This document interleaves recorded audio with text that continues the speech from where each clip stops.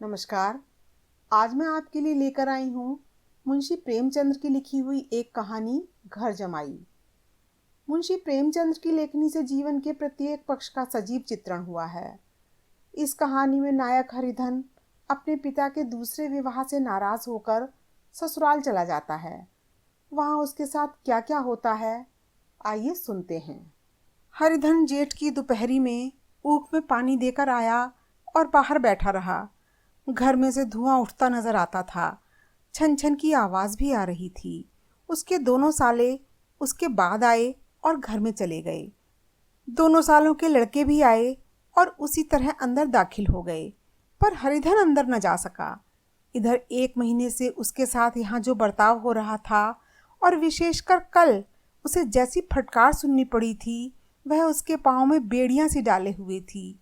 कल उसकी सास ही ने तो कहा था, मेरा दिल तुमसे भर गया, मैं तुम्हारी जिंदगी का ठेका लिए बैठी हूँ क्या। और सबसे बढ़कर अपनी स्त्री की निष्ठुरता ने उसके हृदय के टुकड़े कर दिए थे। वह बैठी यह फटकार सुनती रही, पर एक बार भी तो उसके मुंह से ना निकला, अम्मा तुम क्यों इनका अपमान कर रही हो। बैठी गट गट सुनती रही। शायद मेरी दुर्गति पर खुश हो रही थी, पर इस घर में वह कैसे जाए। क्या फिर वही गालियां खाने, वही फटकार सुनने के लिए। और आज इस घर में जीवन के 10 साल गुजर जाने पर यह हाल हो रहा है। मैं किसी से कम काम नहीं करता हूँ। दोनों साले मीठी नींद सोते रहते हैं और मैं बैलों को सानी पानी देता हूँ, छांटी काटता हूँ। वहाँ सब लोग पल पल पर चिलम पीते हैं। मैं आंखें बंद किए अपने काम में लगा रहता हूँ। संध्या समय पर घर वाले गाने बजाने चले जाते हैं। मैं घड़ी रात तक गाय भैंसे धोता रहता हूँ। उसका यह पुरस्कार मिल रहा है कि कोई खाने को भी नहीं पूछता, उल्टे और गालियां मिलती हैं। उसकी स्त्री घर से डोल लेकर निकली और बोली, जरा इसे कुएं से खींच लो, एक बूंद पानी नहीं है। हरिधन ने डोल लिया और कुएं से पानी भर लाया। उसे जोर से भूख लगी हुई थी। समझा था अब खाने को बुलाने आएगी, मगर स्त्री डोल लेकर अंदर गई तो वहीं की हो रही। हरिधन थका मांदा क्षुधा से व्याकुल पड़ा सो रहा। सहसा उसकी स्त्री गुमानी ने आकर उसे जगाया। हरिधन ने पड़े पड़े ही कहा, क्या है, क्या पड़ा भी ना रहने दोगी या और पानी चाहिए। गुमानी कटु स्वर में बोली, गुर्राते क्या हो, खाने को बुलाने आई हूँ। हरिधन ने देखा उसके दोनों साले और बड़े साले के दोनों लड़के भोजन किए चले जा रहे हैं। उसकी देह में आग लग गई। मेरी अब यह नौबत पहुंच गई कि मैं इन लोगों के साथ बैठकर खा भी नहीं सकता। मैं इनकी जूठी थाली चाटने वाला हूँ। मैं इनका कुत्ता हूँ जिसे खाने के बाद टुकड़ा रोटी डाल दी जाती है। यही घर है जहाँ आज से 10 साल पहले उसका कितना आदर सत्कार होता था। साले गुलाम बने रहते थे। सास मुंह जोहती रहती थी, स्त्री पूजा करती थी। तब उसके पास रुपए थे, जायदाद थी। अब वह दरिद्र है। उसकी सारी जायदाद को इन्हीं लोगों ने कूड़ा कर दिया। अब रोटियों के भी लाले हैं। उसके जी में एक ज्वाला सी उठी कि इसी वक्त अंदर जाकर सास को और साली को भिगो भिगो कर लगाए, पर जब्त करके रह गया। पड़े पड़े बोला, मुझे भूख नहीं है, आज ना खाऊंगा। गुमानी ने कहा, ना खाओगे मेरी बला से। हाँ नहीं तो खाओगे तो तुम्हारे ही पेट में जाएगा, कुछ मेरे पेट में थोड़े ही जाएगा। हरिधन का क्रोध आंसू बन गया। यह मेरी स्त्री है जिसके लिए मैंने अपना सर्वस्व मिट्टी में मिला दिया। मुझे उल्लू बनाकर यह सब अब मुझे निकाल देना चाहते हैं। अब वह कहाँ जाए, क्या करे। उसकी सास आकर बोली, चलकर खा क्यों नहीं लेते जी, रूठते किस पर हो। यहाँ तुम्हारे नखरे सहने का किसी में बूता नहीं है। जो देते हैं वह मत देना, और क्या करोगे। तुमसे बेटी ब्याही है, कुछ तुम्हारी जिंदगी का ठेका नहीं लिया है। हरिधन ने मर्माहत होकर कहा, हाँ माँ, मेरी भूल थी कि मैं यही समझ रहा था। अब मेरे पास क्या है कि तुम मेरी जिंदगी का ठेका लोगी। जब मेरे पास धन भी था तब सब कुछ आता था। अब दरिद्र हूँ, तुम क्यों बात पूछोगी। बूढ़ी सास भी मुंह फुलाकर अंदर चली गई। बच्चों के लिए बाप एक फालतू सी चीज, एक विलास की वस्तु है, जैसे घोड़े के लिए चने या बाबुओं के लिए मोहन भोग। मोहन भोग उम्र भर ना मिले तो किसका नुकसान है।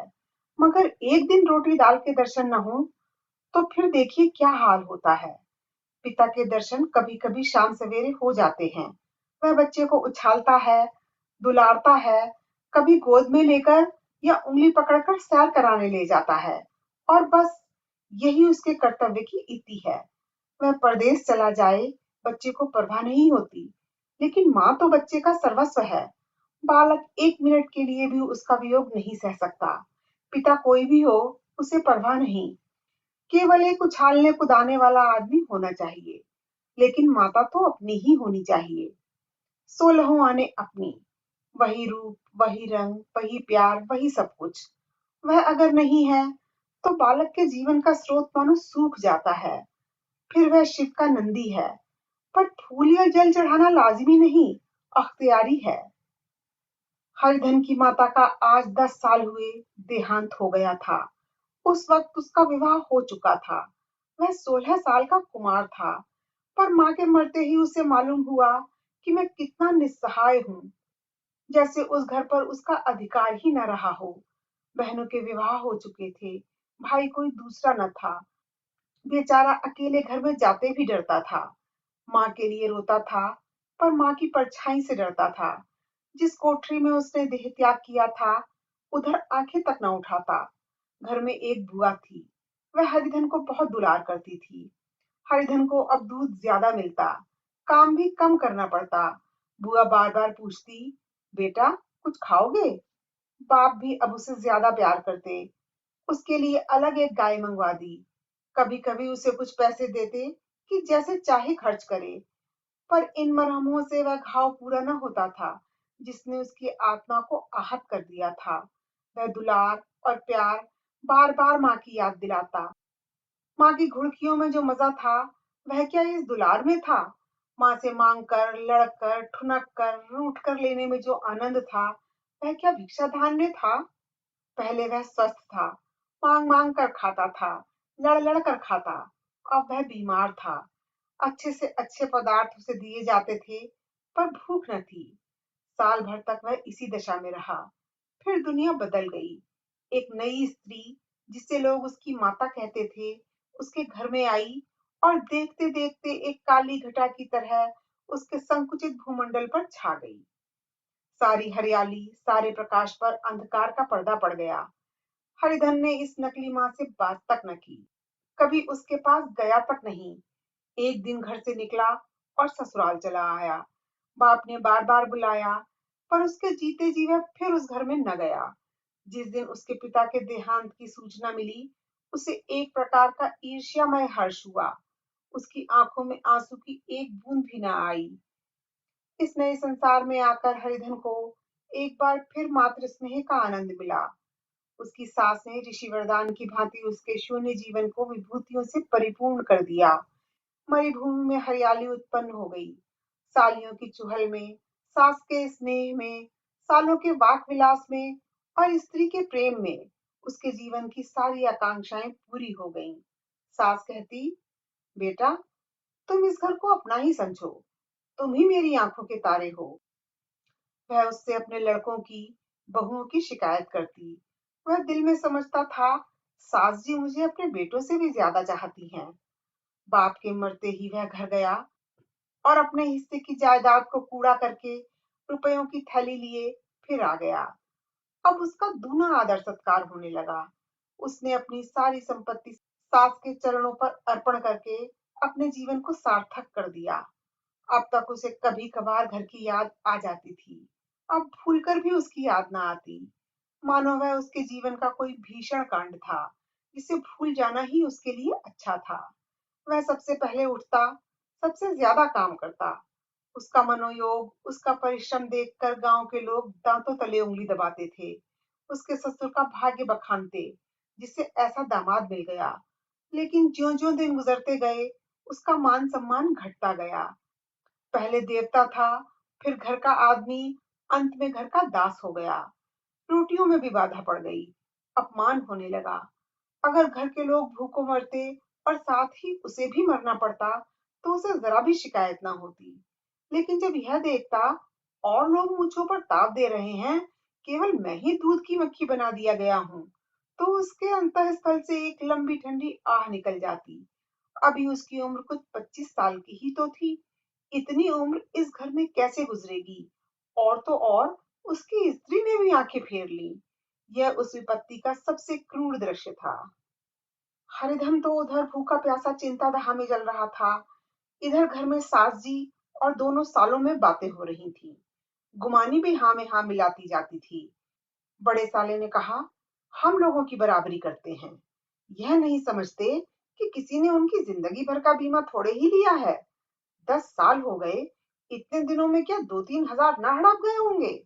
छोटे साले ने कहा, मजूर हो तो आदमी घुड़के भी, डांटे भी।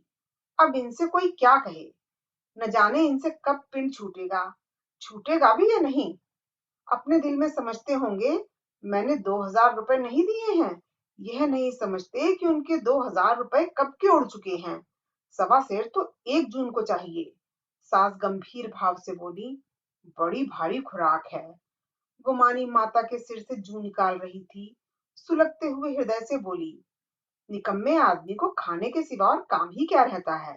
बड़े, खाने की कोई बात नहीं है, जिसको जितनी भूख हो उतना खाए, लेकिन कुछ पैदा करना चाहिए। यह नहीं समझते कि पहुनोई में किसी के दिन कटे हैं। छोटे, मैं तो एक दिन कह दूंगा, अब आप अपनी राह लीजिए, आपका कर्जा नहीं खाया है। गुमानी घर वालों की ऐसी ऐसी बातें सुनकर अपने पति से द्वेष करने लगी थी। अगर वह बाहर से 4 पैसे लाता तो इस घर में उसका कितना मान सम्मान होता। वह भी रानी बनकर रहती। न जाने क्यों कहीं बाहर जाकर कमाते उसकी नानी मरती है। गुमानी की मनोवृत्तियां अभी तक बिल्कुल बालपन की सी थीं। उसका अपना कोई घर न था। उसी घर का हित अहित उसके लिए भी प्रधान था। वह भी उन्हीं शब्दों में विचार करती, इस समस्या को उन्हीं की आंखों से देखती, जैसे उसके घरवाले देखते थे। सच तो यह है, 2 हजार रुपए में क्या किसी को मोल ले लेंगे? 10 साल में 2 हजार रुपए होते ही क्या हैं? 200 ही तो साल भर के हुए। क्या दो आदमी साल भर में 200 भी न खाएंगे? फिर कपड़े लत्ते, दूध, घी सब कुछ तो है। 10 साल हो गए, एक पीतल का छल्ला नहीं बना। घर से निकलते हो जैसे इनके प्राण निकलते हैं। जानते हैं, जैसे पहले पूजा होती थी वैसे ही जन्म भर होती रहेगी। यह नहीं सोचते कि पहले बात और थी, अब बात और है। बहू ही पहले ससुराल जाती है तो उसका कितना महात्म होता है। उसके डोली से उतरते ही बाजे बजते हैं। गांव मोहल्ले की औरतें उसका मुंह देखने आती हैं और रुपए देती हैं। महीनों उसे घर भर से अच्छा खाने को मिलता है, अच्छा पहनने को। कोई काम नहीं लिया जाता। लेकिन 6 महीने बाद कोई उसकी बात भी नहीं पूछता। वह घर भर की लौंडी हो जाती है। उनके घर में मेरी तो वही गति होती। फिर काहे का रोना? जो यह कहो कि मैं तो काम करता हूं तो तुम्हारी भूल है। मजूर और बात है। उसे आदमी डांटता भी है, मारता भी है। जब चाहता है रखता है, जब जी चाहता है निकाल देता है।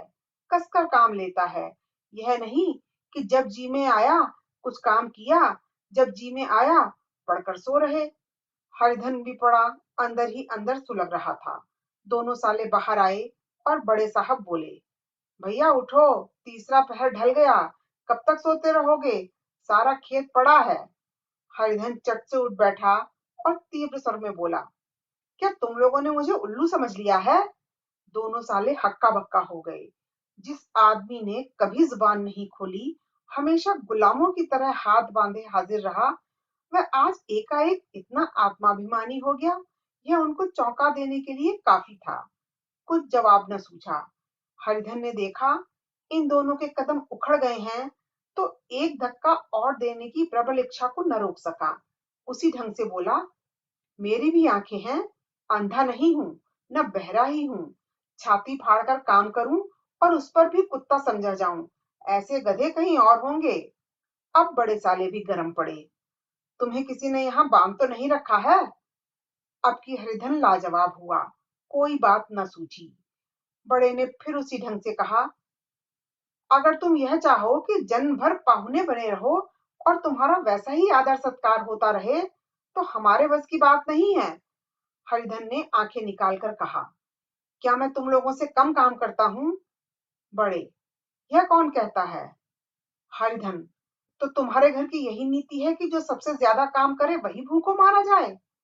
बड़े, तुम खुद खाने नहीं गए, क्या कोई तुम्हारे मुंह में कौ डाल देता?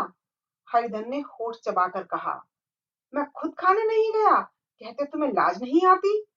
नहीं आई थी बहन तुम्हें बुलाने? हरिधन की आंखों में खून उतर गया, दांत पीस कर रह गया। छोटे साले ने कहा, अम्मा भी आई थी, तुमने कह दिया मुझे भूख नहीं है, तो क्या करती? सास भीतर से लपकी चली आ रही थी। यह सुनकर बोली, कितना कहकर हार गई, कोई उठे ना तो मैं क्या करूं? हरिधन ने विष, खून और आग से भरे हुए स्वर में कहा, मैं तुम्हारे लड़कों का जूठा खाने के लिए हूं? मैं कुत्ता हूं कि तुम लोग खाकर मेरे सामने रूखी रोटी का टुकड़ा फेंक दो? बुढ़िया ने ऐंठ कर कहा, तो क्या तुम लड़कों की बराबरी करोगे? हरिधन परास्त हो गया। बुढ़िया के एक ही वाक प्रहार ने उसका काम तमाम कर दिया।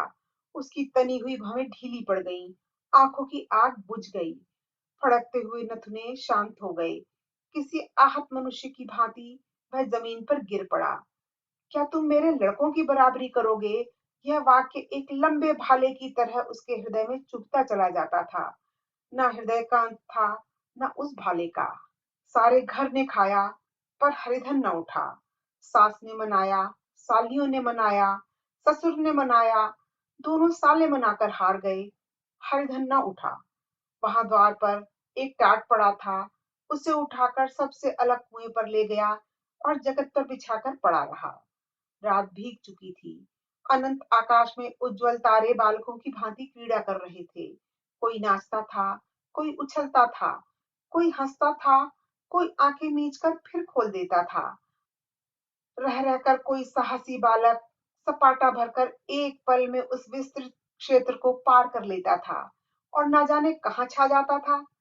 हरिधन को अपना बचपन याद आया, जब वह भी इसी तरह क्रीड़ा करता था।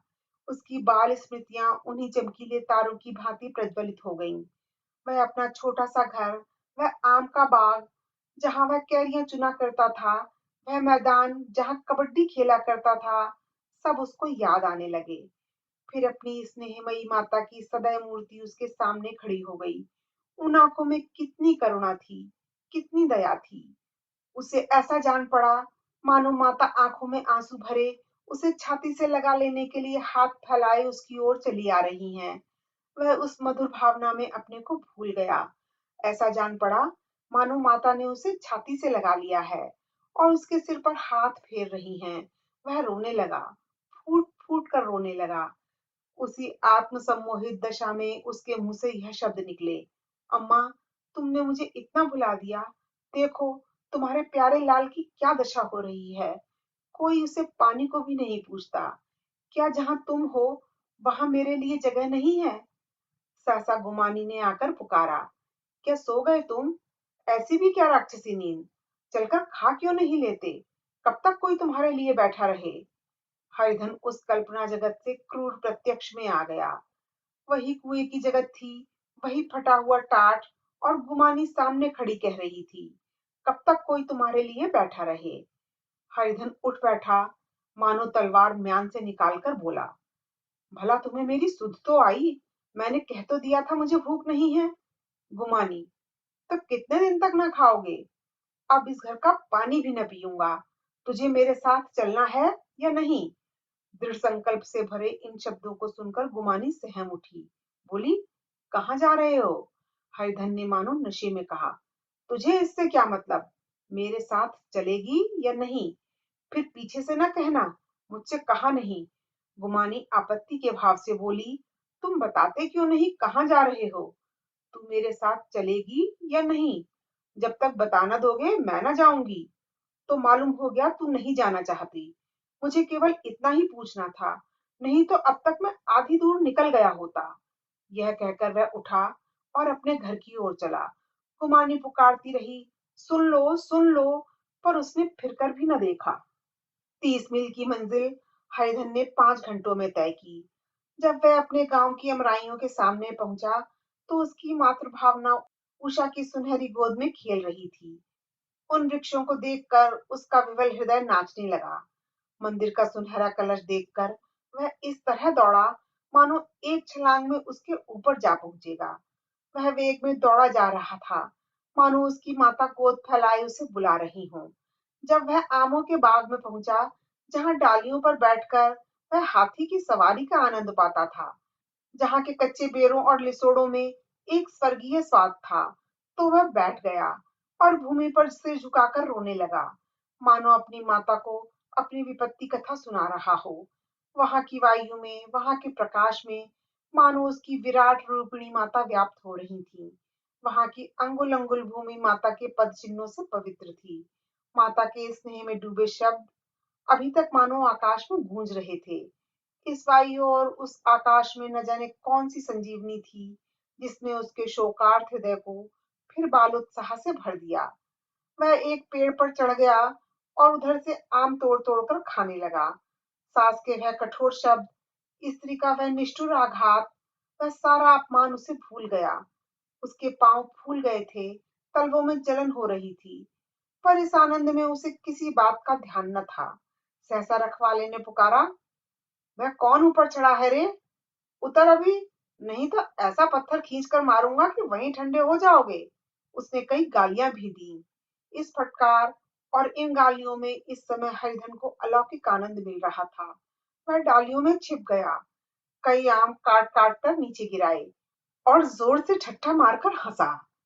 ऐसी उल्लास से भरी हुई हंसी उसने बहुत दिन से न हंसी थी। रखवाले को यह हंसी परिचित मालूम हुई। मगर हरिधन यहाँ कहाँ? वह ससुराल की रोटियां तोड़ रहा है। कैसा हंसोड़ा था, कितना चिबिल्ला! न जाने वहां बेचारे का क्या हाल हुआ। पेड़ की डाल से तालाब में कूद पड़ता था। अब गांव में ऐसा कौन है? डांट कर बोला, वहां से बैठे बैठे हंसोगे तो आकर सारी हंसी निकाल दूंगा, नहीं तो सीधे उतर आओ। वह गालियां देते जा रहा था कि एक गुठली आकर उसके सिर पर लगी। सिर सहलाता हुआ बोला, यह कौन शैतान है, नहीं मानता, ठहर तो, मैं आकर तेरी खबर लेता हूँ। उसने अपनी लकड़ी नीचे रख दी और बंदरों की तरह चटपट ऊपर चढ़ गया।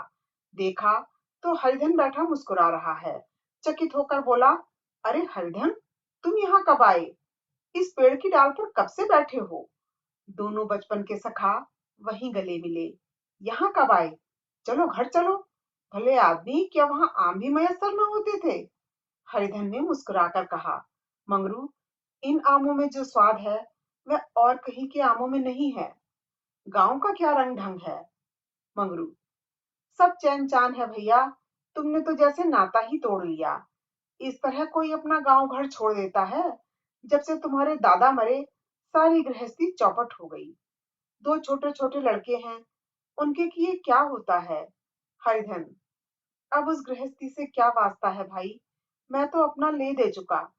मजूरी तो मिलेगी ना, तुम्हारी गैया ही चरा दिया करूंगा, मुझे खाने को दे देना। मंगरू ने अविश्वास के भाव से कहा, अरे भैया, कैसी बातें करते हो? तुम्हारे लिए जान हाजिर है। क्या ससुराल में अब न रहोगे?